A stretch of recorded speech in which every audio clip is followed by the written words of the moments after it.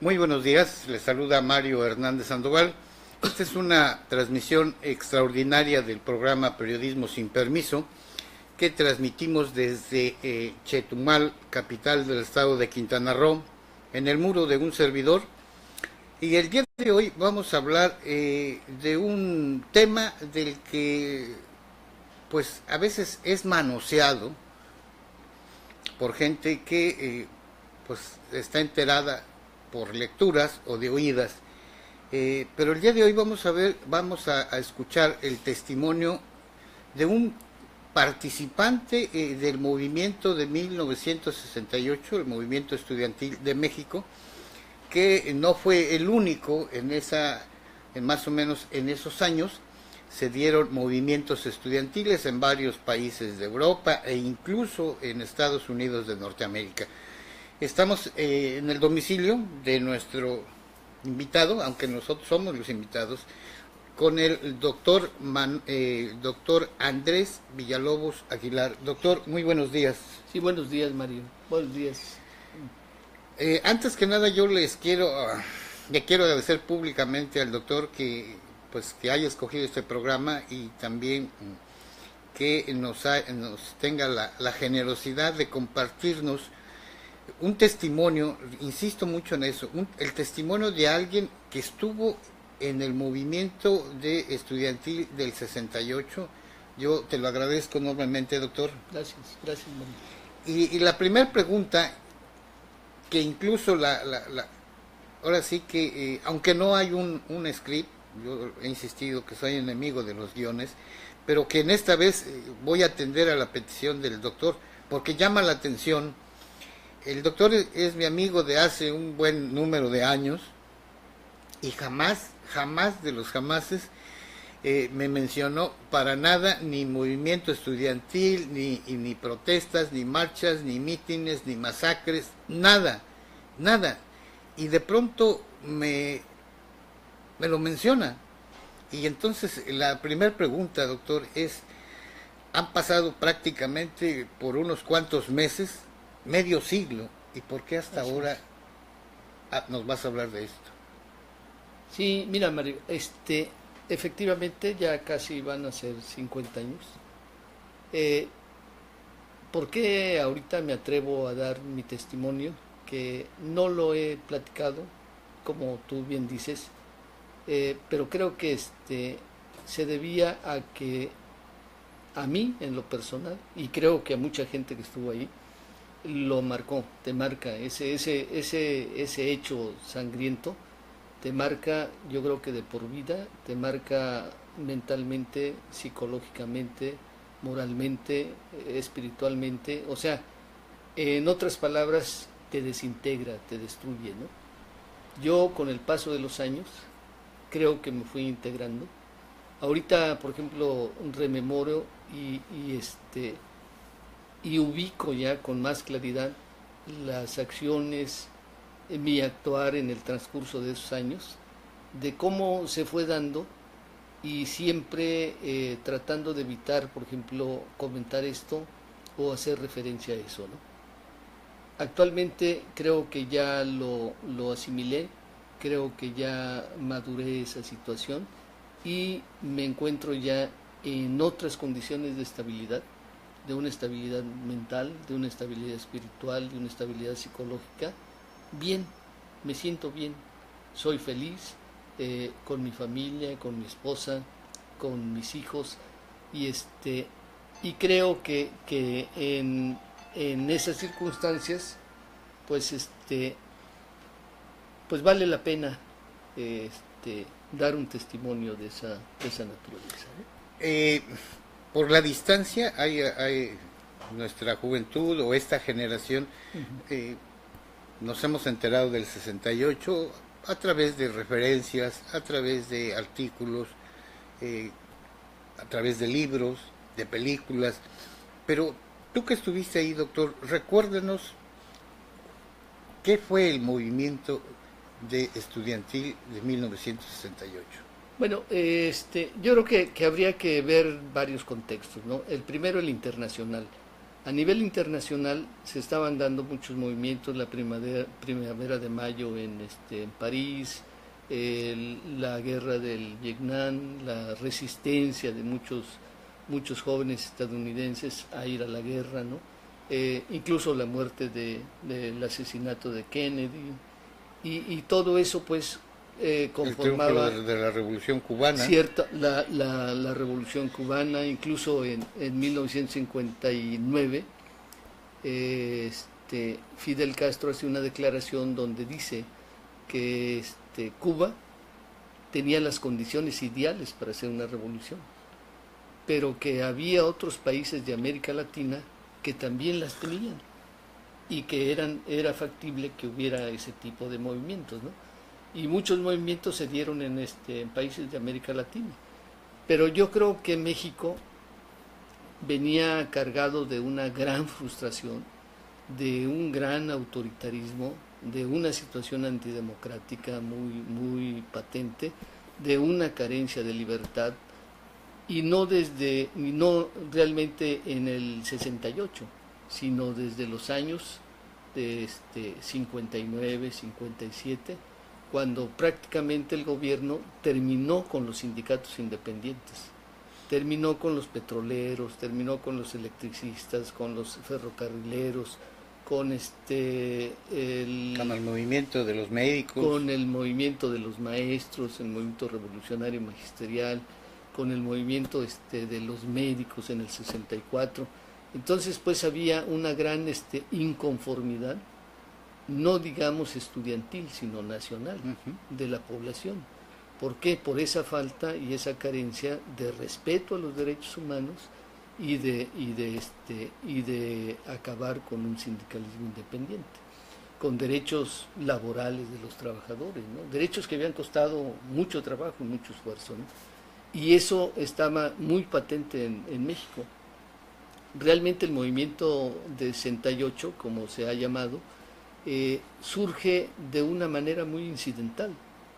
Hay un pleito entre la vocacional 2, la 5 y la 8 Terena, una preparatoria afiliada a la universidad, e intervienen pandilleros de la Ciudadela, donde estaban localizadas las escuelas. Hay una represión de la policía, de los granaderos concretamente, en donde exageran su función, ¿no? No tan solo golpean y agreden a los estudiantes, sino que penetran a las escuelas. Penetran a las escuelas y en las escuelas golpean a maestros, golpean a mujeres, golpean a hombres. Y bueno, esto causa una gran indignación. Las primeras escuelas que se mueven en esta protesta es el Politécnico, porque las dos vocacionales pues pertenecían al Politécnico, ¿no? Al Politécnico se une después la Nacional de Maestros y la Escuela de Chapingo para protestar por esta situación. Entonces se organiza una manifestación que estaba programada a ir del casco de Santo Tomás, donde estaba la sede del Politécnico, al Zócalo.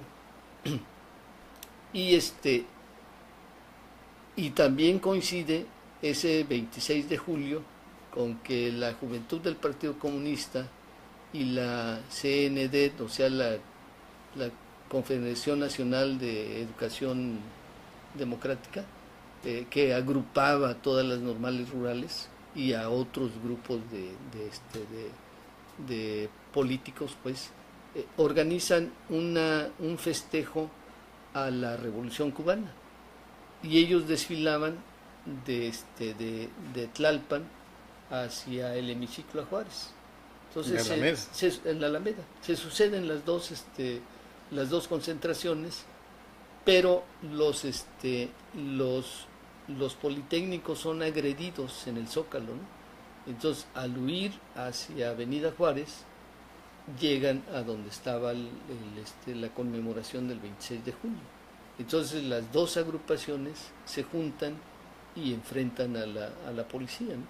Y de ahí para adelante surge todo lo que es el movimiento 68 estudiantil, ¿no? De eso, perdón, doctor, que te interrumpa. Generalmente se nos circunscribe al 2 de octubre y al movimiento del 68, pero fueron varios meses de lucha, ¿no? Sí, fue desde el mes de julio hasta octubre, en donde se sucede la masacre del 2 de octubre, pero el movimiento no termina ahí. El movimiento, con altas y bajas, continúa, y yo creo que lo más admirable del movimiento, y creo que eso vale la pena recalcarlo, el movimiento no fue derrotado, se perdió una batalla, pero el movimiento en enero del 69, el Consejo Nacional de Huelga emite un documento en donde cancela o termina con el movimiento y convoca clases. O sea, no fue como te dijera, una decisión impuesta por el Estado o por el gobierno. Fue una decisión que tomó el Consejo Nacional de Huelga, o en otras palabras, que tomaron los estudiantes de regresar a clases. Entonces, si nosotros lo vemos desde el punto de vista, digamos, crítico, no fue una derrota, ¿no? Sino fue un decir, bueno, hasta aquí llegamos, ya no podemos más seguir adelante, y nos desintegramos como movimiento. Ahora, ¿nos puedes, usted poco a poco se los va a ir mostrando el doctor, no los puede usted ver quizás, pero a la derecha del doctor tiene una serie de documentos, de publicaciones emitidas por el Consejo Nacional de Huelga, por las escuelas que participaban tanto del IPN como de la UNAM, y tiene volantes y tiene documentos escritos, publicaciones, en la única publicación en ese entonces. Si ahora nos dicen, y me incluyo para que no quede yo como un santo, nos llaman prensa vendida, bueno, en ese momento se vio justamente hasta qué grado la prensa estaba cooptada, y máxime por el presidente de la República, que en ese entonces era Gustavo Díaz Ordaz, un descendiente del dictador Porfirio Díaz. Doctor, ¿cuáles eran los 6 puntos que componían el pliego petitorio presentado por el Consejo Nacional de Huelga?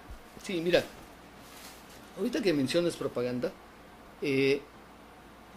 cuando el movimiento se da, todas las escuelas y facultades forman sus comités de lucha.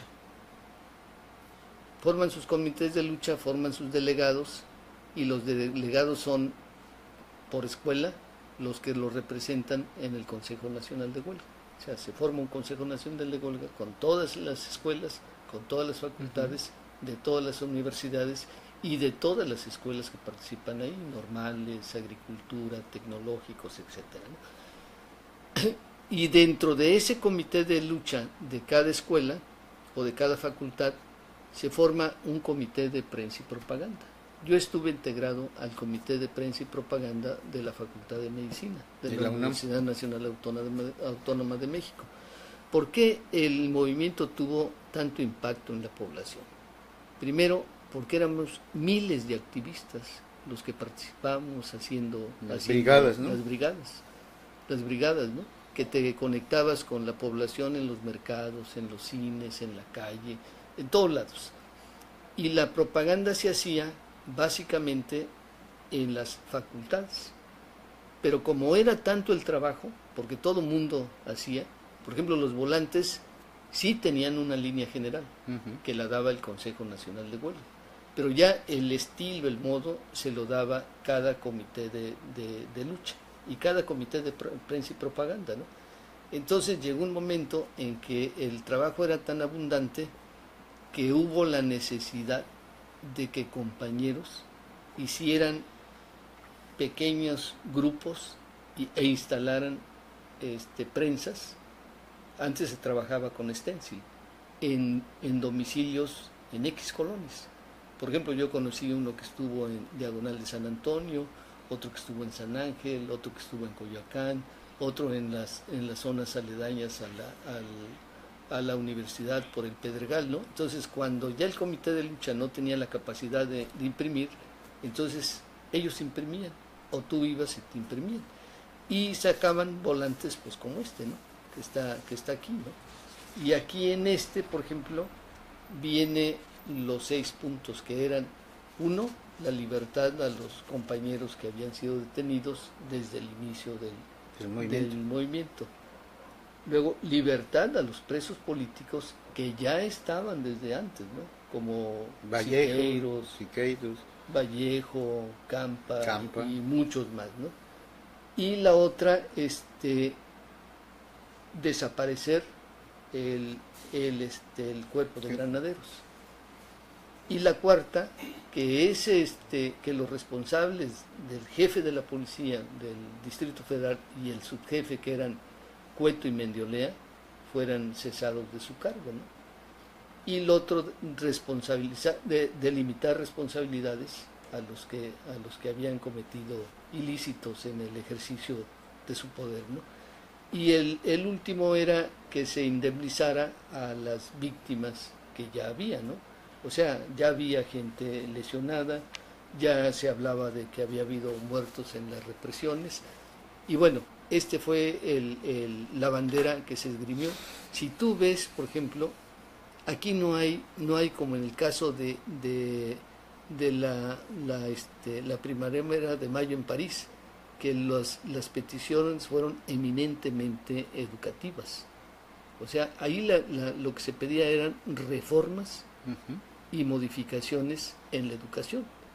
Aquí son eminentemente políticas. Y se entiende por qué.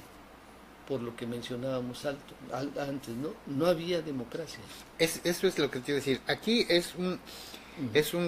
los 6 puntos están dentro de un contenido político, sí, pero el trasfondo de ese contenido político era libertades democráticas. Libertades democráticas y respeto a los derechos humanos. ¿Por qué? Porque manifestación que había, mitin que había, era reprimido. Por ejemplo, en el transcurso del movimiento se vio que cuando la policía no intervenía, cuando los ganaderos no intervenían, los mítines, las manifestaciones eran tranquilas, ¿no? Entonces siempre fueron los que provocaban la agresión, pues realmente eran las fuerzas públicas, ¿no? Ahora, se habla que, no se habla, sino para mí, que no quiere decir que sea la verdad total, uno de los testimonios publicados con más fieles, porque estuvo dentro, fue el que hizo Raúl González de Alba en el libro Los días y los años. Y él ahí en su exposición le da o destaca que gran parte del éxito y de la cobertura de la difusión del movimiento lo tuvieron las brigadas. Las brigadas y los volantes. Y los es volantes, eran varias te digo cuál era la actividades. Mecánica de hacerlo, Era ¿no? boteo, volanteo, brigadas, mítines relámpagos y el volanteo. ¿Y tú qué hacías? Por ejemplo, nosotros nos integramos en 5 grupos. El Baruch, otro que le decíamos la Morsa, otros 2 que no recuerdo el nombre, y yo. Éramos 5. 3 vivíamos por el rumbo de Tlatelolco. Entonces tomábamos, por ejemplo, el trolebús, nos bajábamos en Salto del Agua, y de Salto del Agua hasta Tlatelolco nosotros íbamos volanteando hacia los 2 lados de la avenida, rápido, y bueno, con la consigna de que si nos persiguen o nos agreden, nos encontramos en una hora por decir algo, en la puerta de entrada de la catedral, o en X cine, ¿no? Ibas volanteando, ibas entregando y ibas caminando. Llegábamos a Tlatelolco, por ejemplo, yo vivía ahí en Tlatelolco, yo me quedaba ahí, los otros 2 compañeros tomaban el trole, se iban hacia rumbo a la villa, y los otros 2 se regresaban hacia diagonal, en sentido contrario, hacia diagonal bien San planeado. Antonio, porque vivían ahí. y bien planeado, no había celulares, obviamente, ¿no? Entonces la comunicación era de encuentros. Si nos encontramos a tales horas y en una hora no llegas, pues quiere decir que te detuvieron. O sea, no había más vuelta de hoja, ¿no? Y así era como acordábamos. Nosotros nunca subimos a los camiones porque primero trabajábamos, los 5 trabajábamos. Entonces teníamos disponible pues prácticamente nada más en la tarde, no había mucho espacio más bien en la mañana, porque yo trabajaba en la tarde y ellos también. Entonces no había mucho espacio de maniobra, ¿no? Sino en el tiempo que teníamos disponible, pues era lo que hacíamos. Y otros compañeros se subían a camiones, iban a mercados y boteaban. Nosotros nunca pedimos dinero porque era rápido, ahí había que moverse rápido. ¿Por qué? Pues porque la policía llegaba, o sea, había gente que les En ese avisaba, entonces, ser estudiante era casi un delito, ¿no? era casi un delito, y más si te agarraban con propaganda o pintando paredes, pintando bardas, ¿no? Sí, Doctor, ¿qué te parece si nos vas mostrando? El material que usted va a ver no son copias, no son fotostáticas, son los volantes originales que se repartían en ese año, en ese movimiento. Si los ve usted rasgados, si los ve amarillentos, eso es lo que le da todavía más valor. ¿Nos puedes ir mostrando? Sí, yo creo que vale la pena mencionar que el mes de septiembre, por ejemplo, fue el más recargado de eventos, ¿no? En ese mes, el día 13, por ejemplo, fue la manifestación del silencio, en donde 500,000 gentes, el 13 de septiembre, del Museo de Antropología caminaron por todo Reforma hasta llegar al Zócalo.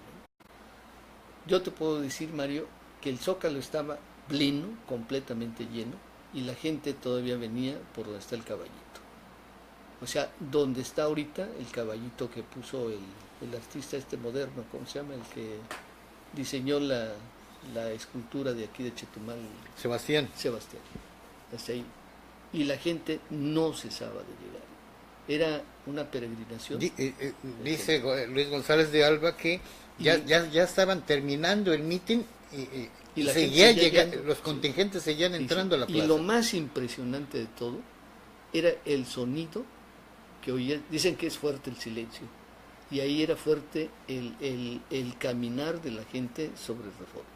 Y iban con los labios con esparadrapo, ¿no? Algunos con esparadrapo, algunos con cubrebocas, a otros sin nada, pero bueno, el silencio era absoluto. Y yo creo que eso impresionaba más que los gritos que había en otras manifestaciones. ¿Y para qué decidieron? Y la gente de los edificios aventando papeles,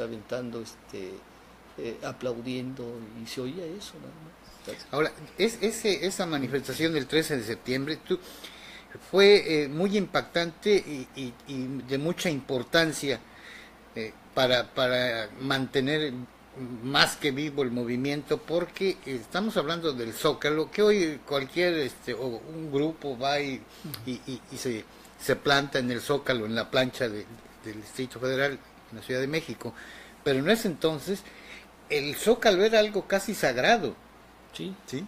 Donde únicamente era la entrada del presidente y el hasta bandera, y todo era así muy muy cuidado, ¿no? Entonces irrumpir miles y miles, cientos de miles ahí y llenarlo era algo inaudito, ¿no? Sí, ese fue, digamos, una muestra de la fuerza que tenía el movimiento, la aceptación popular que tenía, y sobre todo lo que tú dices, ¿no? Desacralizar la Plaza de la Constitución, ¿no? Hacerla popular, hacerla del pueblo, hacerla de la gente, ¿no? Y venía también otra respuesta o motivación de esto, es que Gustavo Díaz Ordaz, en su quinto informe, ya prácticamente les había anunciado lo que los iba a reprimir. Dicho con otras palabras, dijo que había sido tolerante hasta lo inusitado y que iba a terminarse eso, ¿no? Y entonces se reúne el Consejo Nacional de Huelga y dicen, ¿qué hacemos? Y a alguien de los delegados se le ocurre eso y lo proponen, y mira que fue impresionante, ¿no? Impresionante. Y además también porque había ya, por ejemplo, los periódicos habían atacado mucho que era una conjura comunista, que había el comunismo internacional estaba metido, que se obedecían consignas del Partido Comunista, que de los países socialistas, etcétera, ¿no? Que la figura del Che Guevara se ponía por delante, y ahí también fue un mentis de que también nosotros conocíamos la Revolución Mexicana. ¿Sí? Y ahí se llevaron héroes nacionales, ¿no? Madero, Villa, Zapata, todo, ¿no? Y los organizadores del lado nuestro calculaban en 500,000 gentes las que participaron en esa marcha, ¿no? En una de estas marchas, mítines y multitudinarias, ¿te llegaron a golpear? ¿Fuiste reprimido, encarcelado? Bueno, nos golpearon cuando el 22 de septiembre, 23 o 22 o 23 de septiembre, se hace la marcha del desagravio, ¿no? En el desagravio convocan a burócratas, convocan a vendedores ambulantes, convocan a gente pues que tenían sobre la cual el gobierno tenía control, ¿no?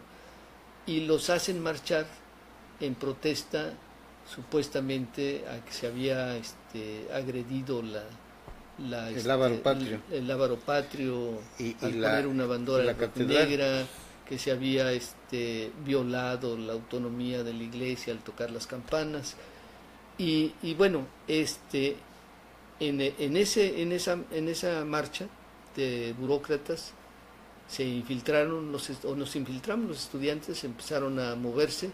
El caso es que termina en un mitin en contra del gobierno.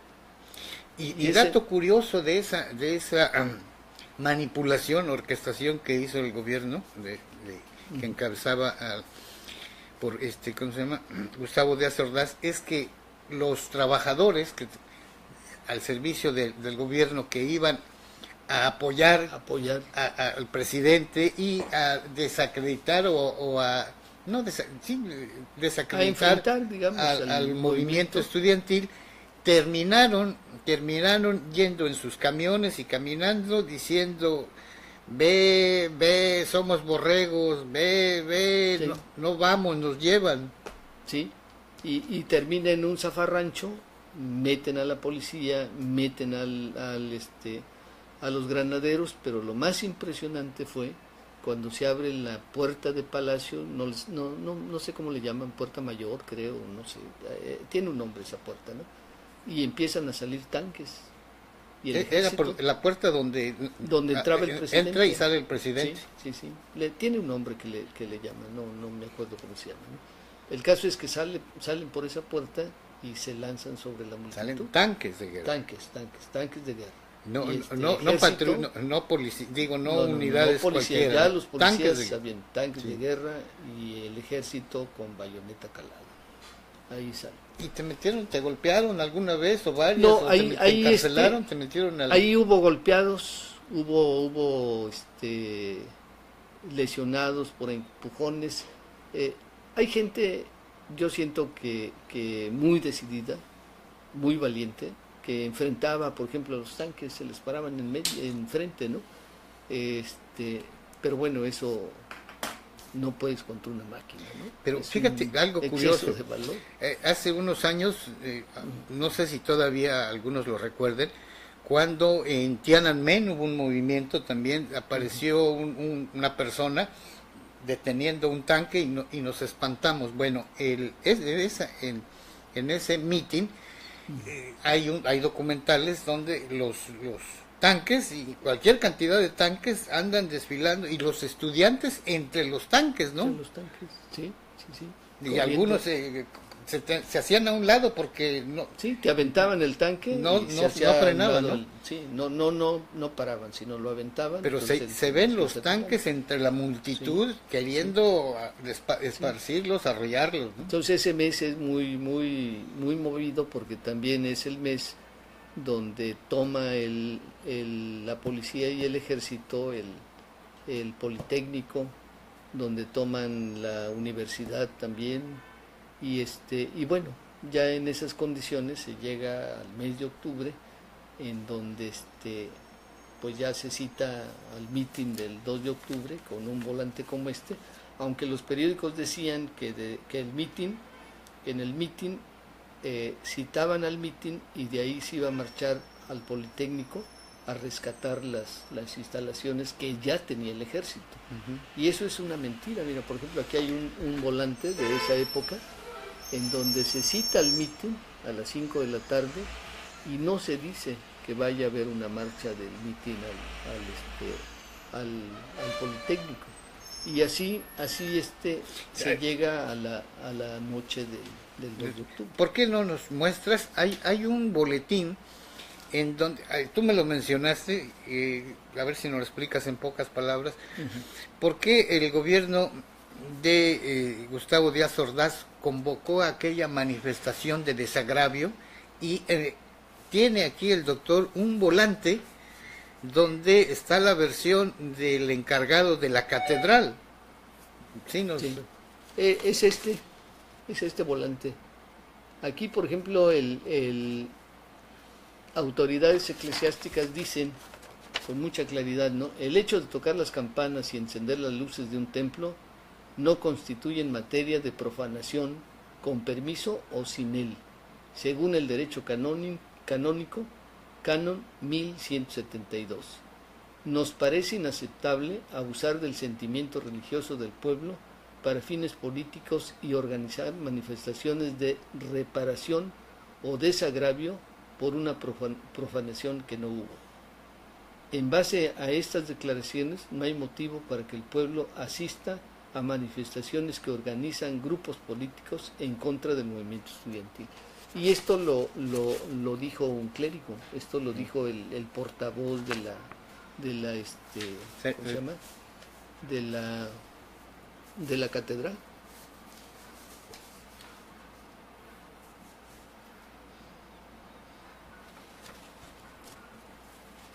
¿Qué otros? Muéstranos de todos para por que ejemplo, los vayamos. Este otro también habla muy claro de lo que se suscitaba, ¿no? Dice: a la opinión pública aclaramos que en los últimos actos que han ocurrido, los estudiantes solamente hemos hecho uso de nuestro derecho al defendernos y al defender nuestras instituciones, en condiciones de clara desventaja, enfrentándonos solamente con decisión a los tanques y a las metralletas de las fuerzas gobiernistas. Y eso es cierto. ¿Sí? No había, como dicen, armas para enfrentar, ¿no? Eran ideas contra tanques y metralletas, ¿no? Muéstranos algo más, tienes incluso dibujos, por ejemplo, ¿no? Estas son de caricaturas, otras propagandas.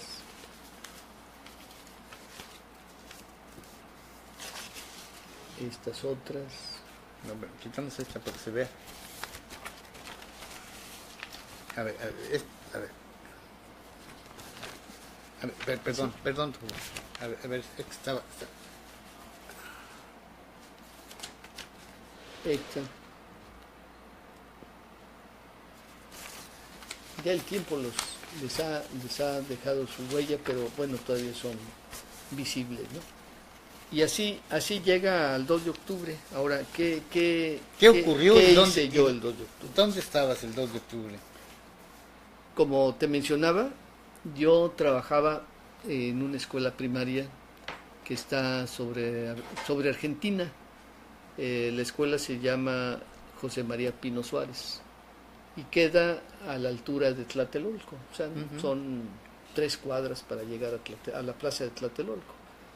Ahí trabajaba yo y bueno, yo conocí a una chica de una escuela donde había estado antes, la Defensores de la República, en la colonia Progreso Nacional, y la vi esa mañana, y habíamos quedado con mis hermanos, que son 2, y un amigo, de que íbamos a ir al mitin. Entonces nos citamos en mi casa, en el departamento de ahí de Tlatelolco. Entonces yo llevo a la chica ya por Lomas Verdes, que es donde vivía, regreso, llego a la casa a las 3:30, y a las 3:30 ya estaban mis 2 hermanos, y estaba Abelardo, que es mi amigo, desde la secundaria, casi hermano, ¿no? Y ya ya ellos ya habían comido, yo como, y a las 5:30 nos vamos a la plaza de Tlatelolco, ahí pues, está media cuadra, ¿no? Cuando llegamos nos instalamos en la parte posterior del lado derecho. Si nosotros hacemos una comparación, digamos, la plaza sería como esta mesa, aunque la plaza es cuadrada, no es rectangular, ¿no? Donde tú estás estaría el edificio Chihuahua, donde yo estoy estaría el Aguascalientes, donde está él estaría el edificio de Relaciones Exteriores, y donde está la Cámara estaría la iglesia de Santiago. Esa es la disposición de la plaza. Por cierto, esa iglesia de Santiago Tlatelolco, según Tlatelolco, dicen los cronistas de historia, fue la primer iglesia en Latinoamérica. Sí, después de los aztecas, ¿no? Y de aquí del lado del Aguascalientes hay un pasillo grande que conecta a lo que es hoy Eje Lázaro Cárdenas, que antes era ¿cómo se llama esa calle? San Juan de Letrán. Y conecta de 2 maneras. Si tú sigues el pasillo, llegas exactamente a la altura de la calle. Si tú bajas las escaleras, llegas a un subterráneo que te conecta al resto de la unidad Tlatelolco. Entonces nosotros llegamos y nos ubicamos de aquel lado, en la parte posterior del lado derecho, cercano a la iglesia. ¿Por qué razón? Porque, bueno, siempre había el pendiente de que podían reprimir, ¿no? Entonces había manera de escapar. Corrías hacia digamos, el norte, sería donde estaba la Vocacional 7, y podías escapar por el pasillo. Llegabas a la calle o pasabas por el subterráneo y llegabas a la unidad. O podías correr hacia el lado de Relaciones Exteriores y llegabas a la calle de Flores Magón. O sea, había manera de escapar, ¿no? Y nos quedamos ahí. Yo había quedado de verme con un compañero, Mitre, en los bajos del edificio Chihuahua, que sería la parte norte, la parte sur, la parte oriente, la parte poniente, el norte y el sur. El edificio Chihuahua es importante porque ahí estaba, por decirlo de alguna manera, la tribuna. La tribuna, sí, exacto. En entonces, el tercer piso. Yo me había quedado de acuerdo con él, porque me iba a entregar unos volantes que íbamos a repartir, que nosotros habíamos redactado en la mañana. Y que ellos se fueron a imprimirlos precisamente a Diagonal San Antonio, con los compañeros que estaban ahí. Y ellos los iban a llevar a esa hora. Entonces nos quedamos de ver a las 6 de la mañana, para que durante el mitin se repartiera el volante. Ya cerca de las 6 de la tarde, yo les digo a ellos, bueno, yo voy por unos volantes y ahorita regreso. Y lo que les cuento sucedió en segundos, no hay manera de poderlo determinar en tiempo, ¿no? Yo voy caminando y de repente volteo a ver y veo que los soldados, para esto ya habían llegado soldados y habían rodeado todo el perímetro, de todos lados, ¿no? Del lado de San Juan de Letrán. De hecho, ya estaban allá, ¿no? Sí, ya estaban. Ya estaba preparado el cerco. Se desplazaron a hacerlo más reducido el cerco, ¿no? Estaban a la altura de Guerrero, pero ya ahorita estaban en lo que es el eje Lázaro Cárdenas, en lo que era la calle de Flores Magón, en Luis González del otro lado, y dejaban como una salida nada más la parte norte, o sea, donde estaba el edificio Chihuahua. Yo voy caminando, volteo a ver y veo que los soldados están bajando de la calle hacia las ruinas, porque esta parte de atrás es ruinas, y veo que vienen caminando. En lo que voy casi a llegar a las escaleras para descender de la plaza y llegar al edificio Chihuahua, faltarían como unos 10 metros quizá, veo descender las dos bengalas verdes que se mencionan, pero casi inmediatamente cae la roja y descienden las verdes en la plaza, aún hacia el lado de donde está la iglesia. Sigo caminando y de repente me empiezan a empujar los de atrás. Yo ya no alcanzo a ver que los soldados vienen avanzando y ya están casi para llegar a la plaza. Ese ya no lo alcanzo a ver porque pues ya soy chaparro, ¿no? Y los otros pues había más altos, ¿no? Ya me impedían la visión, pero me siguen empujando. Entonces cuando ya estoy casi a unos metros, que serán 3 o 4 metros para llegar a las escaleras, volteo a ver hacia el edificio Chihuahua, porque siguen los oradores hablando, y de repente se ve movimiento en donde está la tribuna. Se ven como que se están empujando, se están jalando y todo eso, ¿no? Y veo que un tipo alto, de gabardina oscura, toma del pelo a la que había hablado antes. Llevaba una cola de caballo, la toma con la mano izquierda y como que la avienta hacia abajo, como que la encara, por ejemplo. Yo eso ya no lo alcanzo a ver porque está la barda del muro del balcón. Sí. Saca la pistola y da 2 balazos. No sé si se los dio a ella, no sé si los tiró al piso, pero bueno, los se ve que le dispara se ve que le dispara a la chica, ¿no? Con toda la tranquilidad del mundo, voltea hacia la plaza y empieza a disparar. Empieza a disparar. En ese momento que él empieza a disparar, que fue después de las bengalas verdes, siento otro movimiento de adelante hacia atrás. Entonces quedo en el movimiento que viene de atrás y en el movimiento que está de repliegue de adelante, ¿no? Y empiezan los disparos en la escalera. O sea, entonces yo ya no sigo avanzando, primero porque ya hay disparos abajo, y segundo porque el movimiento del repliegue tampoco me impide avanzar. Y tampoco puedo correr hacia atrás o hacia los lados porque quedo encajonado. Tampoco puedo brincar hacia el lado de las ruinas, del lado de la iglesia, porque estoy como a 2 o 3 metros de las ruinas, ¿no? Entonces empieza, al soltarse la balacera ahí enfrente de las escaleras, empieza la balacera por todos lados. Del edificio hacia abajo y de los por todos lados, abajo tú hacia arriba. Balazos por todos lados. Entonces alguien grita, tírense al suelo. Nos tiramos al suelo, pero bueno, como éramos una bolita ahí, yo quedé de costado izquierdo con la vista hacia el Chihuahua, pero comprimido.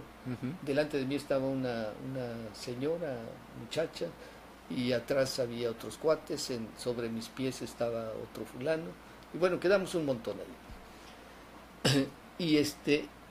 Y como ya estaba oscureciendo, entonces veías los fogonazos que salían de las ventanas del edificio Chihuahua, de algunas ráfagas ventanas. Incluso, ¿no? Sí, ráfagas. Y se ve claramente cómo suena un disparo más fuerte e impacta donde estaba disparando una metralleta. Y se empieza a incendiar el departamento, el departamento, ¿no? Pero fue un sonido no de rifle, no de pistola, sino de metralleta, de un tanque. De un tanque o de una bazuca o algo, ¿no? Y yo estoy así y estoy viendo que está sucediendo eso, ¿no? Pasa un ratito y la balacera sigue y empieza a llover. Entonces, como empieza a llover, el edificio que está, el departamento que está ardiendo se apaga, pero los disparos siguen. Y eso dura como, qué sé yo, no sé, una hora, media hora, no sé. Ahí sí ya como que pierdes el tiempo, ¿no? Nos quedamos tirados ahí y se suelta otra balacera.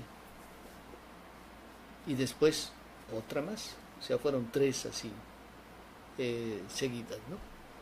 Cuando termina la última, ya nos quedamos ahí tirados, llegan los soldados y nos empiezan a levantar a patadas, ¿no? Órale, hijos de quién sabe qué. Culatazos, sí, ¿no? sí, con cachazos. Con la bayoneta calada, ¿no?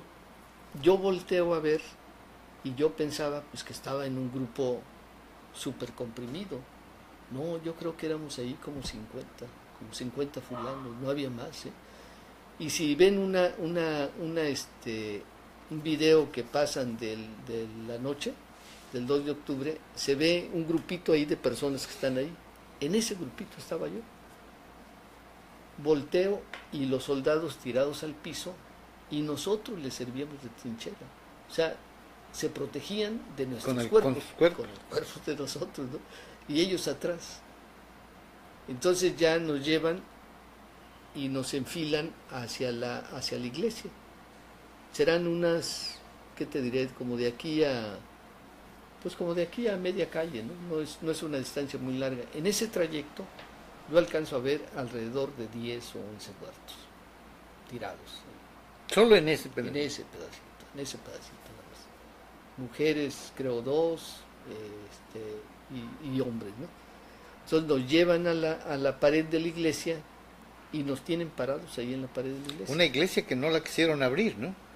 Que no la quisieron abrir. Porque llegó gente en la angustia. Llegó a pedir ayuda. Que abrieran las puertas sí, y nada. Entonces nos tienen parados y bueno, los insultos de siempre, las mentadas de madre, y ustedes querían una revolución, pues ya la tienen, ¿no? Que muy hombrecitos y todo eso, ¿no? Y bueno, con la amenaza del arma, ¿no? Y la culata, ¿no? Y lo que me llamó la atención a mí fue que ver la cara de los soldados. Fíjate, estaban apanicados y muchos coléricos, pero la mayoría los veías como no te diré, como que con temor, ¿no? Y la gente, por ejemplo, pues sí, tenía temor, ¿no? Pero los chamacos, los de vocacional, por ejemplo, los de prevocacional, agresivos los chavos, ¿eh? Por ejemplo, le decían al policía, al soldado, deja tu rifle y ahorita nos damos un entre, ¿no? Entonces los más grandes, que éramos nosotros, pues tratábamos de tranquilizarlos, de calmarlos, no provoquen, manténganse tranquilos y esto no es así y todo eso, ¿no? Y ya nos piden que nos quitemos los cinturones, que nos quitemos las agujetas. No sé qué tiempo pasaría, pero me imagino que ya era después de las 12 de la noche. Ay, perdón, doctor, discúlpame. Esas escenas no se olvidan. Hay 2 lugares específicos donde detienen a los estudiantes y los ponen pegada a la pared. Una es en la iglesia y el otro es donde están los elevadores a la subida del edificio Chihuahua, ¿no? Sí, eso, te digo, eso aquí existen muchas versiones, ¿no? Porque cada quien vio lo que le correspondía de acuerdo a donde estaba ubicado en ese, ¿no? Sí, yo he visto esas fotos también, sí. que los tienen sin ropa y en la parte de abajo.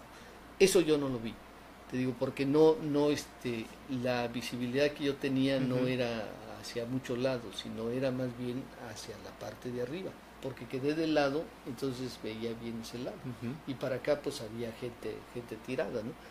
Entonces, ya como es ahora, nos dicen, hagan una fila, que ya estábamos en fila, y nos fueron llevando a la parte posterior de la iglesia y nos metieron a la iglesia. Nos metieron a muchos, había hombres, mujeres, jóvenes, ancianos, etcétera, ¿no? Ahí nos tuvieron encerrados y yo voy caminando, pues no podía estar tranquilo, voy caminando y veo a una chica que no conocí tampoco, pero estudiante, ¿no? Sumamente mojada, Yo creo que ella no, todo el agua la recibió. Su blusa delgadita se transparentaba su ropa interior y Temblando. temblando, y yo creo que también en estado de shock. Entonces yo llevaba un saco de pana, café. Entonces me quité el saco, se lo di a ella, se lo puse y ya le dije, pues tranquilízate, ¿no? Y siéntate y cúbrete con esto y todo esto, ¿no? Sigo caminando y más adelante encuentro a mi prima, que también vivía ahí en Tlatelolco. Su cara no la puedo olvidar, porque haz de cuenta que los ojos eran como unas canicas que daban vueltas así. Yo le dije, prima, ¿te sientes bien? No, no me contestó. ¿Me escuchas? Nada. Soy Andrés. Y sí, Andresito, sí, cómo no. Le dije, mira, si te preguntan si me viste, diles que me vistes vivo y aquí, en este lugar.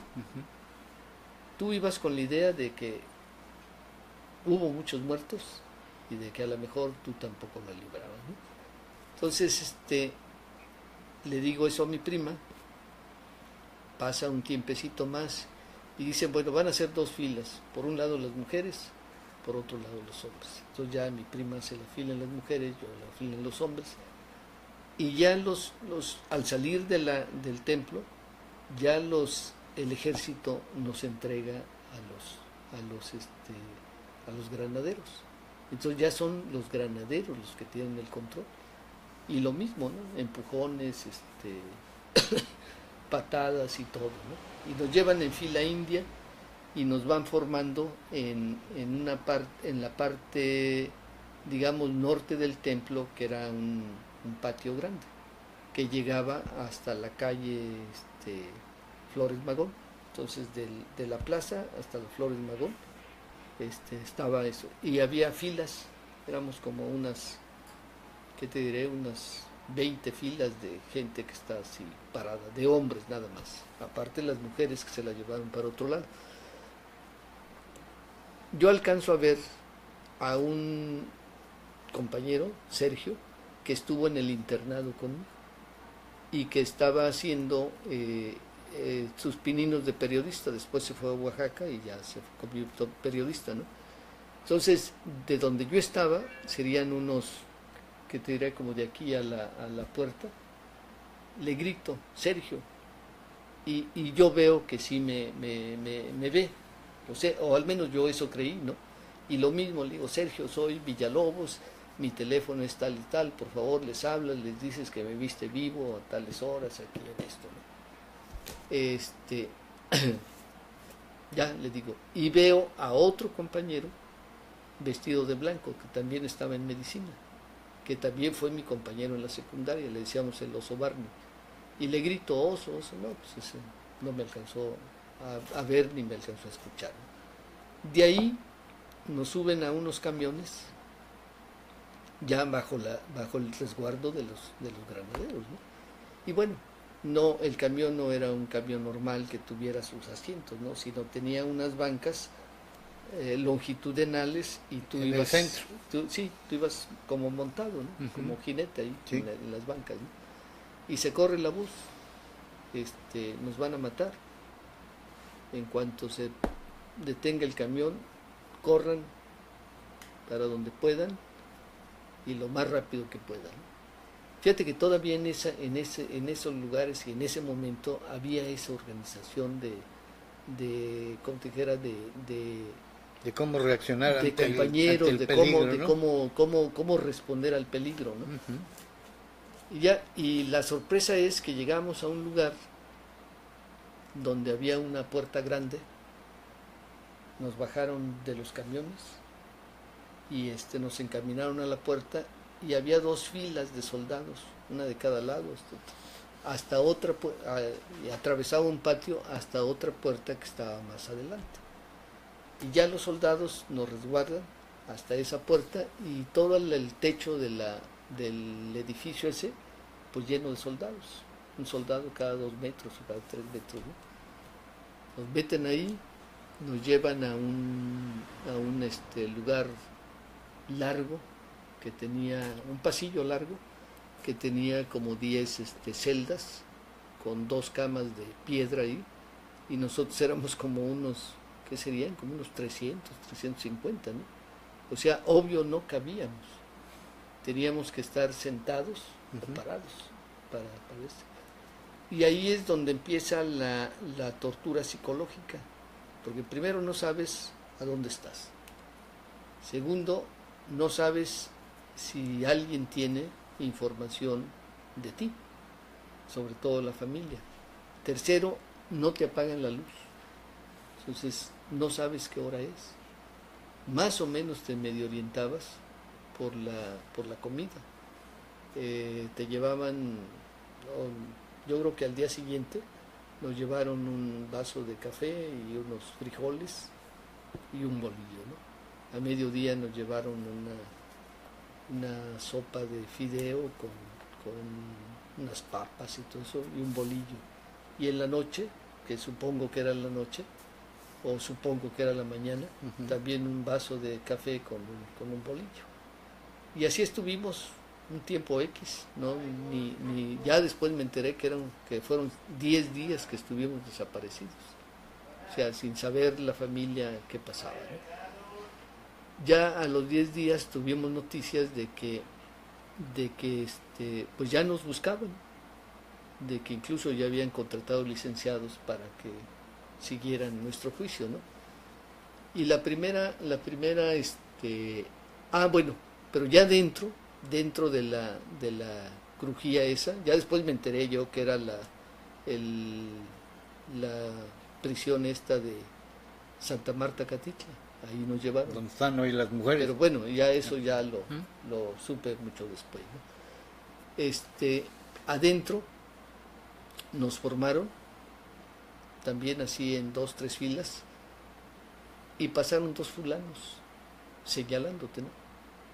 A mí me señalan, no este. Entonces me sacan de la fila y me llevan a otra fila. Y estos cuates eran 2 personas que yo vi en la Facultad de Medicina, que yo siempre creí que eran infiltrados. Sí, que yo siempre creí que eran alumnos.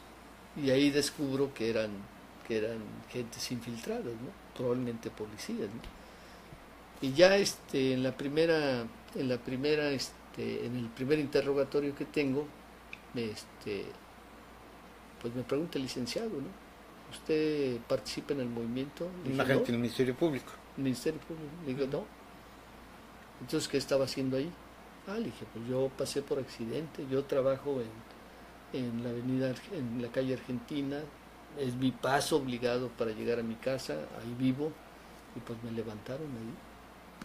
No, pero usted sí es del movimiento. No, dije, no, yo no soy. Ni participo, ni soy del movimiento, ¿no? Es decir, niegas todo, pero al final me sacan una foto y me dice, fíjate, donde estábamos los 4, me dice, ¿y usted no es el que está aquí? Le dije, no, se parece a mí. Le dije, si usted ve, por ejemplo, este fulano tiene un saco, yo no tengo saco, yo no traigo ni suéter, nada. Le dice, no, pues no se haga tarugo, usted es él. Le dije, no, no soy. Y en esas me quedé, ¿no? Ya en el segundo interrogatorio, pues ya es un poquito más fuerte, y no, pues no. Ya en el tercero, pues ya dije, pues sí, también soy estudiante de la universidad, ¿no? Porque ya entonces en ese momento, yo dije, bueno, ya los cuates se han de estar moviendo, y ya ha de haber una alerta de que hay gente. Y así como fue, así fue. Mi amigo Abelardo, que estaba ahí, en cuanto pudo escapar de ahí de Tlatelolco, pues ya avisó a la universidad que yo estaba desaparecido. Y ya pues gente también de la universidad me andaba buscando, ¿no? De la facultad, pues. Entonces, ahí estuvimos, y ya nos fueron sacando por periodos, cada mes, o cada 2, o cada 3, o cada 4 meses, ¿no?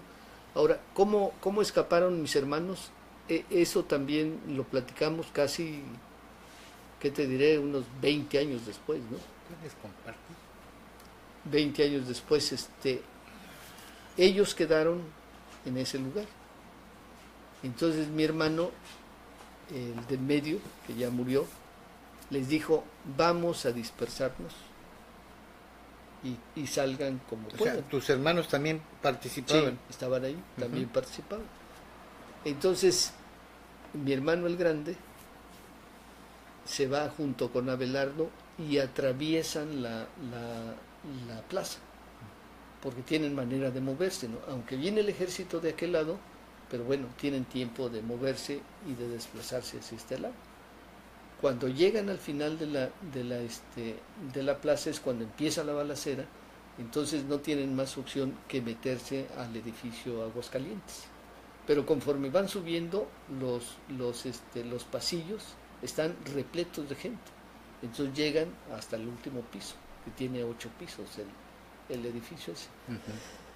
Llegan hasta el último piso y ahí se quedan, ahí resisten todas las balaceras. Y fíjate lo incongruente de la situación. Cuando a ellos los mueven, no los mueve el ejército, los mueven los marinos. Y los marinos los sacan hasta la avenida Reforma. En avenida Reforma, ya después de que los marinos los sacaron, los dejan ahí y ellos paran un coche de una persona. ¿Heridos, muertos, vivos? ¿Cómo lo sacan? No, los sacan ni heridos ni lesionados, nada, porque estuvieron arriba resguardados, ¿no? Entonces los sacan y los dejan en Reforma. Pero en Reforma, cuando me dice él que cuando ellos salen todavía había balacera de gente que estaba enfrentando a los soldados y a los policías ahí por Peralvillo. Entonces pasa un cuate en un Volkswagen y lo levanta y lo saca del área, pues, cercada, ¿no? Mi hermano Néstor sale por el lado de donde está la iglesia. Esa también es una zona que hay ruinas y tiene la plaza a una altura como de 2 metros. Me imagino que él brincó, salió corriendo por ahí, llega a donde está el parque de Tlatelolco y lo recibe un soldado con la bayoneta, le tira el bayonetazo y le hace una herida desde aquí hasta acá, pero superficial, nada más un rayón, ¿no? Entonces, como puede, escapa del soldado, va corriendo y ve a una señora tirada y a una niña llorando. Entonces levanta a la señora, carga a la niña y sale por Flores Magón cargando a la niña y con la señora y sangrando, obviamente, ¿no? Entonces lo dejan pasar y pues él también vivía allí en Tlatelolco, o sea, no hubo mucho que desplazarse, ¿no? Y ellos salen así. Entonces, como yo no llego en la noche, mis hermanos pues me empiezan a buscar y regresan a la plaza como eso de las, dice él, serían como las 3 de la mañana, dice. Y eso lo cuenta mi hermano, el grande, dice, yo vi cómo levantaban cadáveres y los aventaban a camiones militares y a camiones de basura. Dice, los cuates que los levantaban llevaban sudaderas blancas, dice, estaban rojas las sudaderas de sangre. Eso yo no lo vi. Fueran piedras, sí, costales de cemento, ¿no? Los aventaban, ¿no? Eso yo no lo vi, eso lo cuenta él. Y al día siguiente pues empieza el peregrinaje, buscarme en las delegaciones, en el CEMEFO y todo eso. Dice, y otra cosa que me di cuenta, dice, a donde quiera que íbamos, nos enseñaban 10 cadáveres. 10 cadáveres. Ahí están 10 cadáveres, vean si son sus familiares. Pero al día siguiente que ibas, eran otros 10 cadáveres. Y ya no eran los mismos del día anterior. Entonces, nosotros, por ejemplo, platicando dentro de los que estuvimos detenidos ahí, y diciendo, bueno, tú dónde andabas, dónde te detuvieron, dónde estuviste, calculábamos alrededor de 400 o más muertos. Fíjate que en eso, el 3 de octubre, en los periódicos manejaban cifras, según ellos, oficiales, entre 40 y 60 máximo de muertos, ¿no? Sí, pero no. Que contrasta con lo que después se supo, ¿no? Ya después pues hay más información. Es una cifra irrisoria para lo que ocurrió. Fíjate, por ejemplo, ahí que estuvimos encerrados, yo no sé cuántos días después, pero encuentro a 2 amigos, a uno que estuvo en la secundaria conmigo y a otro que nació en mi pueblo, que fuimos amigos desde secundaria, desde que éramos niños y que estudiaba en el Poli, a Renan y a Camero. Ahí nos encontramos después de cuántos días, no sé, 1, 2, 3 días, ¿no? Y nos encontramos detenidos y tenía años que nos veíamos. Por ejemplo, con Camero desde el 61 que salimos de la escuela, y con Renan pues también unos 10 o 15 años que no nos veíamos, y ahí nos volvimos a encontrar. Me voy a brincar un poco, doctor. Y esto tiene que ver con el silencio que mantuviste durante 49 años. ¿Qué secuelas te dejó el movimiento y en particular el 2 de octubre? Bueno, ¿O qué daños? Yo creo que si analizo mi actuar, yo después de ese 2 de octubre, pues me volví lobo estepario, como dice Hermann Hesse. Eres Harry Holler. Sí, y mis decisiones fueron, ahora lo entiendo, de manera inconsciente alejarme de ese lugar. O sea, psicológicamente te afectó. Sí, yo me metí a los hospitales, pero así, de lleno, ¿no? Yo lo que quería era estar ocupado, hacer algo y poder dormir. Estar ocupado al máximo, ¿no? Sí, cansarte al máximo, agotarte para que llegaras y no pensaras en nada más que en dormir y en lo que habías hecho. Y analizo, por ejemplo, una decisión que tomé cuando hice el servicio social, que ya te había comentado, ¿no? Uh-huh. Yo tenía la opción de pedir 2 lugares. Yo pido Yajalón, que se encuentra en la sierra de Chiapas, y pido Mulegé, que se encuentra en el desierto de Baja California. Hoy digo, bueno, ¿cómo sin ninguna lógica pido 2 lugares que están diametralmente opuestos, ¿no? Pero ahorita entiendo y muy lejanos que era ese inconsciente de alejarme de situaciones que en algún momento me hacían daño o me lastimaban, ¿no? Y ahora las entiendo bien, ¿no? Las entiendo bien, pero sí te cuesta trabajo, sobre todo adaptarte a convivir otra vez con la gente, ¿no? A volver a relacionarte con la gente. Antes de hacer esta... La familia, por ejemplo, decía, tú cambiaste mucho. Uh-huh. Pues sí cambié, modifiqué muchas cosas, ¿no? Pero ahorita siento que ya llegué a una paz de tranquilidad, ¿no? Hemos escuchado una frase que creo que ya hasta es un lugar común, pero yo le voy a pedir al doctor que nos las comparta.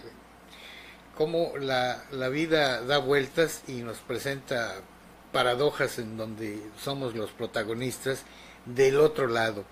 Tú me comentabas que ya practicando, ya como médico, te tocó atender a 2 de las gentes que estaban del lado de los agresores, ¿no? Compártenos, por favor. Sí, en 1970 yo hice el internado en el hospital de Joco. Es un hospital de sangre, ¿no? Donde llegan del DF, donde llegan toda clase de heridos, ¿no? Un día veo que avisan que van a llevar un herido, un paciente que está herido, ¿no? Y entran 2 camilleros con un fulano alto, más o menos como un poquito más alto que él, pero de ese cuerpo, ¿no? yo calculo que pesaría como entre más de 100 kilos, 110, 115 kilos, ¿no? Y venían un camillero de cada lado, ¿no? Dicen un médico porque viene sangrando. Yo estaba en ese momento de guardia, no me acuerdo si era mediodía o en la tarde. Ya pero como bueno, médico, ya en ejercicio. como interno, de pregrado ahí. La cuestión era que urgencias, por ejemplo, después de las 2 de la tarde tú eras, el interno era amo y señor de urgencias, ¿no? Los residentes pues iban a descansar, se iban a comer y te dejaban ahí, ¿no? Entonces lo recibo y le digo a la enfermera, pásalo al cubículo. En lo que lo pasan, me dice este cuate, me vengo muriendo. Entonces le digo, súbanlo a la camilla, lo llevan a la camilla y ya no alcanzan a subirlo a la camilla, sino queda medio acostado en la camilla y colgando de la camilla.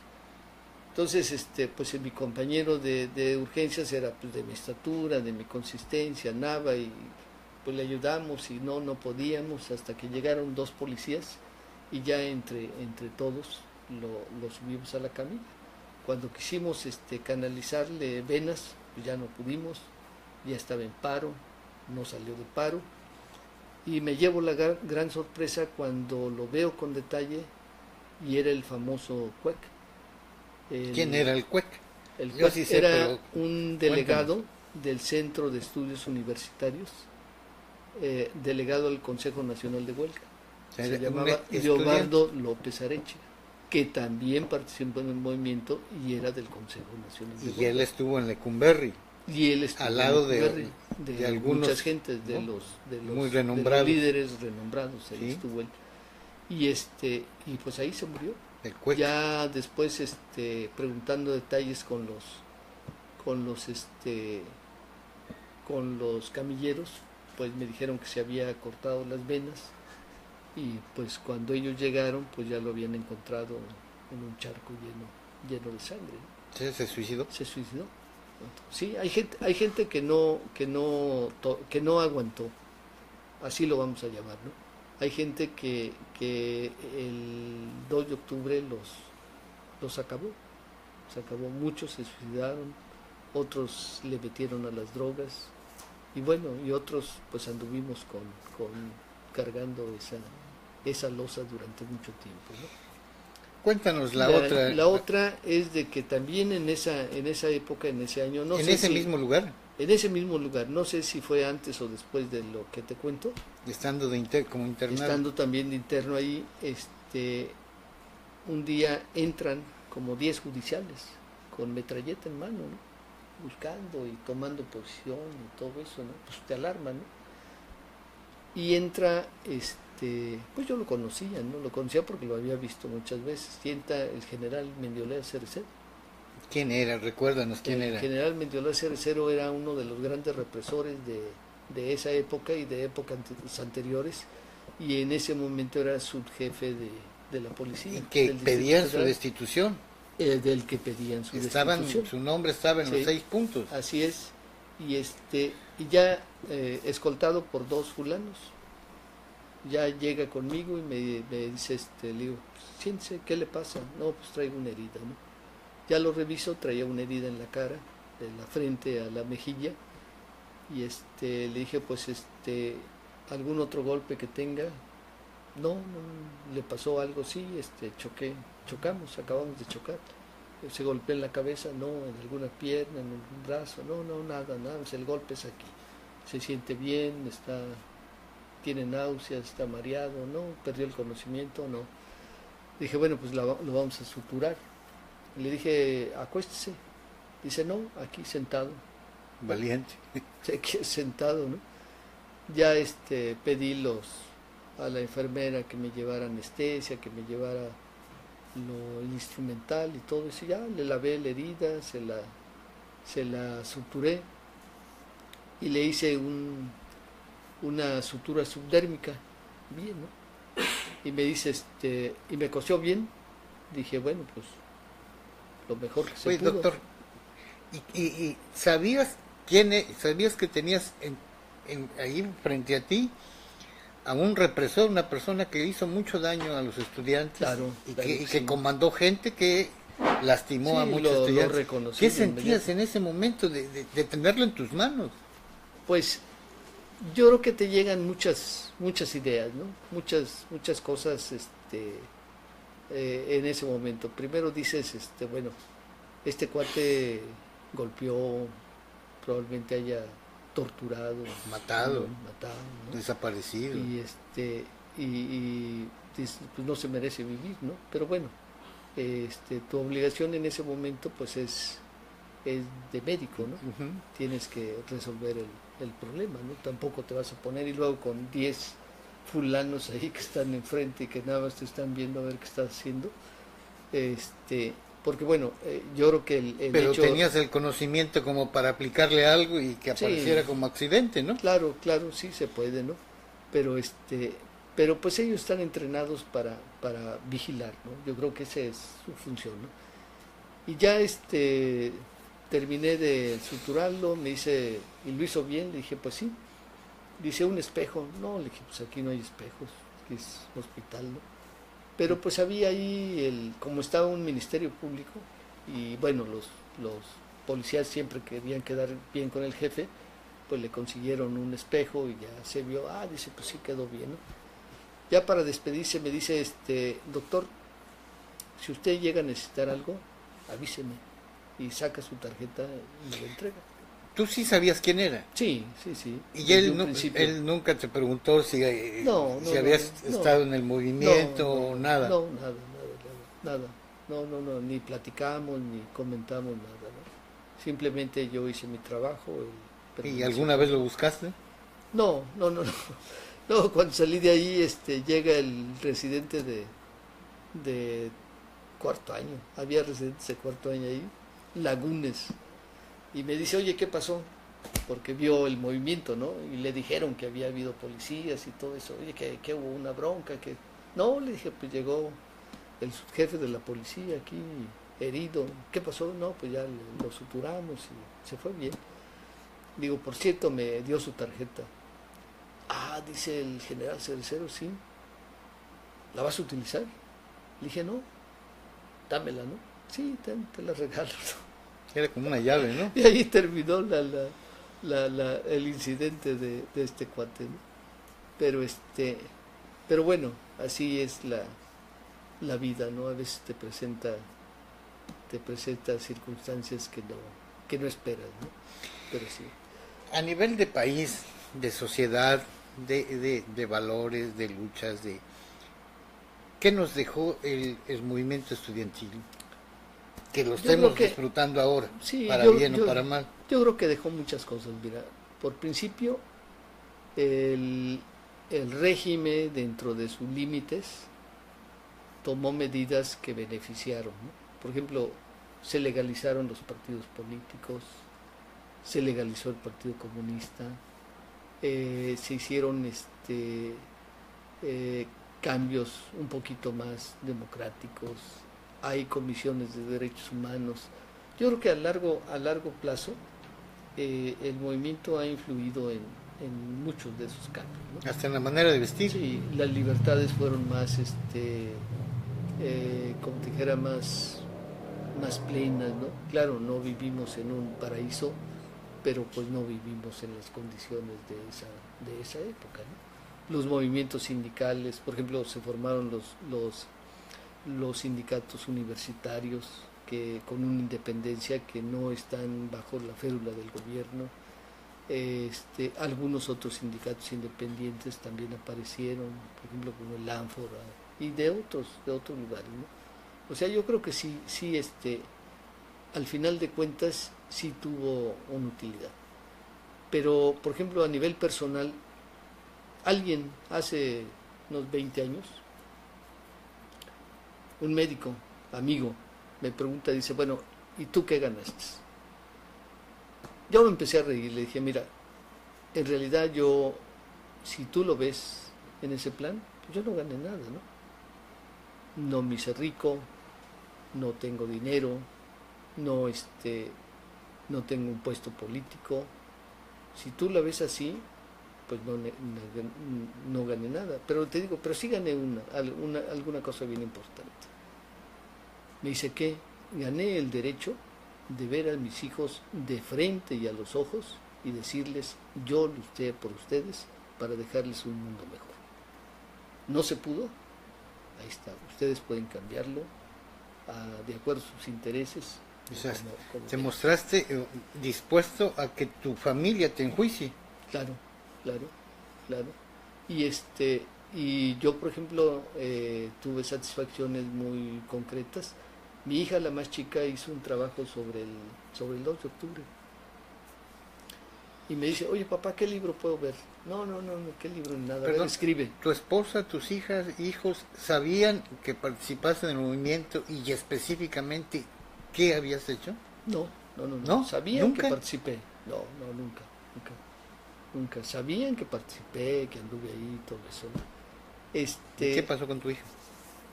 Él me dice, ¿qué libros me recomiendas? Le dije, no, escribe. Yo le dicté todo, ¿no?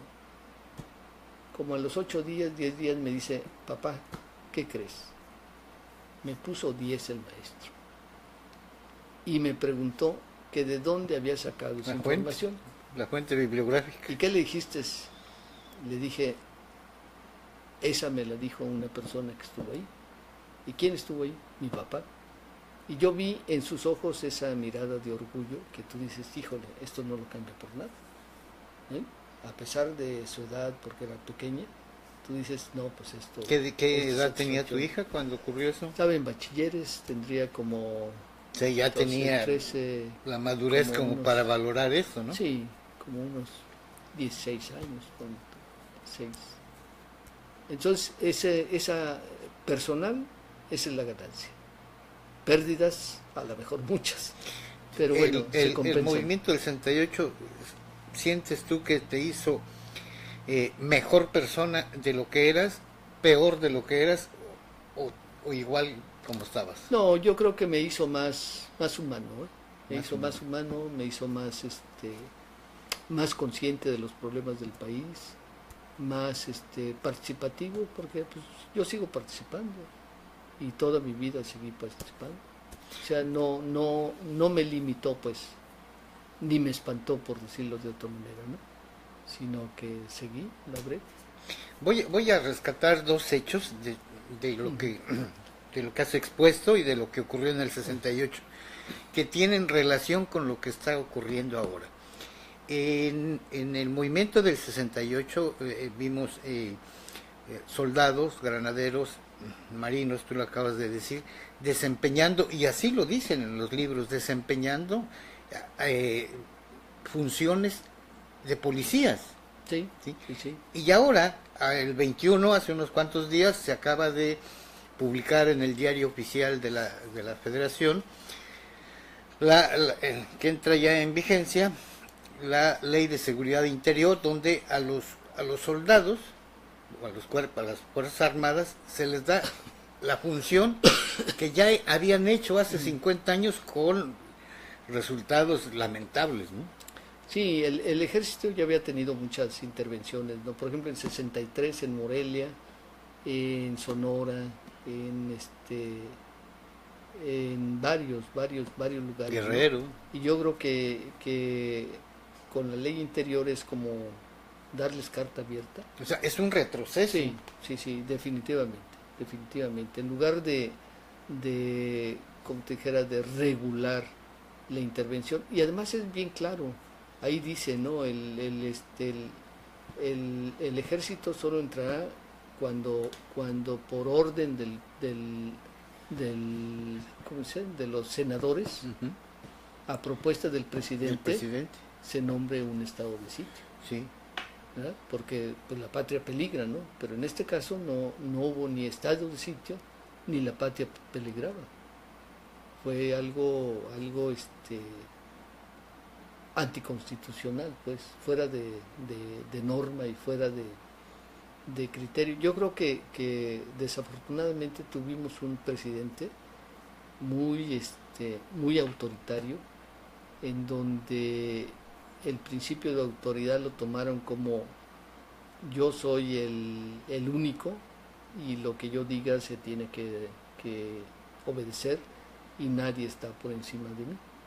Yo creo que en ese aspecto fue una decisión de gobierno muy equivocada, ¿no? Muy equivocada. El otro hecho que voy a rescatar, lo voy a tener desde hace 49 años ahorita, y que tiene que ver, lo notamos la ausencia en el trabajo que hacen sobre todo los partidos que se llaman de izquierda. Aquí enfrente de ti, que nos has compartido algunos boletines, algunos comunicados, algunos, ¿cómo le llaman? Tiene otro nombre que se me va ahorita, ¿no? Volantes. En ese movimiento de 68 hubo una gran difusión y las herramientas de difusión eran, como los acabas de mencionar, el boteo, el volanteo, el trabajo de brigadistas en lugares estratégicos, en mercados, en cines, en parques, en centrales camioneras, incluso en algunos ejidos. Eso hoy no lo vemos de parte de los partidos que se dicen de izquierda. No vemos nada de ese trabajo, se circunscriben ahí a mensajitos o algún trabajo en redes sociales, pero no vemos que rescaten o que abanderen luchas sociales, que hagan un trabajo de difusión de sus actividades o de sus posturas respecto a algunas acciones de gobierno. No vemos nada. ¿Por qué, doctor? ¿O qué dice esto? Yo creo que se olvidó la línea política, ¿no? Por ejemplo, todos los filósofos que han estudiado leninismo, marxismo, mencionan claramente que el partido debe de encabezar las demandas populares que esa comunidad, esa ciudad o esa población tenga, ¿no? Demandas que son sentidas para la población, ¿no? Y aquí sí, efectivamente, como tú dices, ¿no? Como que han abandonado ese trabajo de... Es una oposición ese trabajo político, cómoda, ¿no? ¿no? O sea, sí, porque piensan que bueno, voy a jugar de diputado y con 10 días que haga propaganda ya tengo mi imagen, ¿no? Pero yo creo que también la gente lo ha facilitado porque la gente no se ha interesado por enterarse políticamente de lo que está sucediendo en el país, ¿no? Porque desgraciadamente como dijéramos, nos compraron con despensas y con pagar el voto, ¿no? Entonces para la gente es muy cómodo decir, bueno, me dieron 2,000 pesos o me dieron 1,000 pesos por mi voto y además mi despensa, ¿no? Pero eso lo pagan a la larga con todos las políticas negativas que van en contra del ciudadano, ¿no? Estamos viviendo en una época de neoliberalismo descarnado. Fíjate donde que el hombre no le interesa. Le interesa el capital. Eso que dices lo notamos en los partidos y en los representantes que tenemos en los espacios de poder, llámese desde una regiduría, gobernaturas, legisladores federales, estatales. Los grandes filósofos, los luchadores sociales, o quienes han encabezado causas multitudinarias o de masas, nos dicen que lo que, a diferencia de otros, el revolucionario, el luchador social, pugna por transformar a la sociedad, y lo que vemos ahorita son reformistas o que nada más piden un cambio, pero no transformar. Sí, mira, por ejemplo, yo cuando leía al Che Guevara, yo sentí al principio que había algunas contradicciones en lo que decía, pero lo he llegado a entender bien. Por ejemplo, decía, el guerrillero, para que se asuma como tal, el último escalón que tiene que subir es amar profundamente. Tú dices, ¿cómo? Amar si se está preparando para luchar, se está preparando para agredir en determinado momento, ¿cómo amar profundamente? Y lo complementa, sí dice, debe amar profundamente porque cualquier muerte de cualquier niño que suceda en cualquier parte del mundo le debe doler como si fuera propia. Entonces el líder debe asumir esos compromisos. Es decir, tus problemas son mis problemas. Uh-huh. Y vamos juntos a luchar por resolverlos. Sí. No alejarse de la gente, ¿no?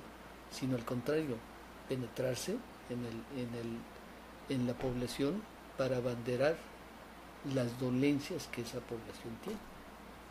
Creo que ahí es donde ha fallado mucho en los partidos, ¿no?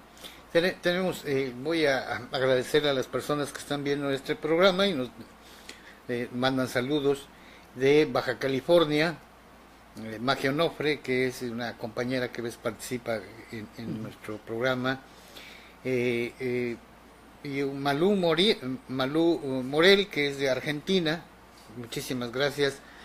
Y bueno, doctor, también a nuestro compañero Gonzalo, que estuvo con nosotros, le mandamos un abrazo, y en general a todos, pues los mejores deseos para el año que viene. Doctor, cierra este programa como tú gustes. Pues lo cerraríamos con los medios de comunicación, ¿no? Mira, ya la pilita está por acabarse, ¿no, doctor? Así es de, ¿sí?, que no nos va a alcanzar mucho tiempo. 20 minutos tenemos. Mira, por ejemplo, con algunos entonces. Los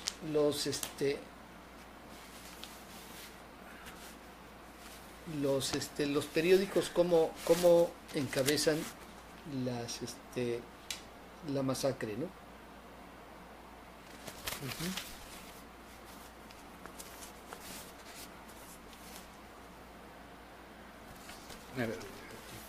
Y algunos trágico, más de 30 muertos. 30, cuando 30 fueron muertos, según miles, ¿no? Sí. Ahora, yo creo que yo me he preguntado, porque incluso Díaz Ordaz una vez lo dijo, que si había muertos, ¿por qué no los anunciaban? Y creo que ahí vale la pena hacer una reflexión. Hay que tomar en cuenta que la gente que murió era gente muy humilde, sí, la de México, porque los que participaron fueron gentes de clases populares, de colonias populares, y los estudiantes que participaron, la mayoría eran estudiantes de provincia, donde sus familias eran campesinos, eran obreros. ¿Tú crees que un campesino se va a poner contra el gobierno? Va a decir, pues no. Entonces, por eso es que muchas muertes, creo yo, permanecen aún 24. Aquí mencionan 24 y 500. Entonces no es posible. Yo creo que ahí, en esa época, los medios de comunicación se pusieron en una evidencia bien clara, ¿no? Al servicio, por eso les gritaban prensa vendida. Al servicio del poder. Por eso les gritaban prensa vendida, ¿no? Al servicio doctor, del poder. Se nos acaba, doctor. Yo te agradezco muchísimo. No, al contrario. Y admiro tu valentía. Solamente me resta darte las gracias al compañero que nos estuvo aquí apoyando, muchísimas gracias. A las personas que nos mandaron saludos, muchísimas gracias. Y a todos les deseo los mejores, que se cumplan sus mejores anhelos a partir del 1 de enero. Nos vemos en la próxima emisión, ya con la asistencia de nuestro compañero Gonzalo Hermosillo. Muchísimas gracias.